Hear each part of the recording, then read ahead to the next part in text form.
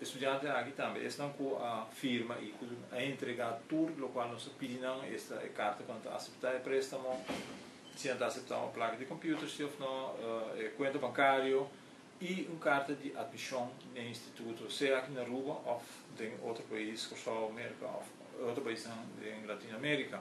Se a complica requisito nem, eu nós lo manda pago of nossa pedi finanças também para fazer pago de conta bancária que não entregasse para nós.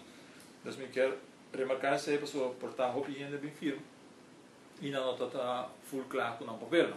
Então, esse não há três setores papel ainda para trazer o mais pronto possível para assim nós podemos de uma finança betalingsopdracht, dus para não fazer storting também riba e conta de estudante que essa nota vai pular. Então, você tem em conta que isso é importante. Se não tem esse papel, nós não podemos mandar betalingsopdracht para o departamento de finanças e de mensen moeten que dar em bano para a placa e chegar ali a conta. Então, isso é bom na conta. E esse não passa firma ainda.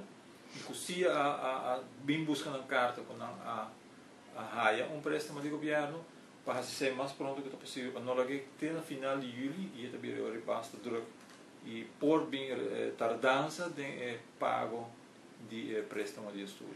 Na bolsa também, me quero dizer a bolsa, se você estuda na Aruba ou em outro país da região, êxito e dedicar o tempo no estúdio, e claro, desfrutar também de dizer, pero hope êxito e me seguro que você tudo lo por chegar a um final feliz.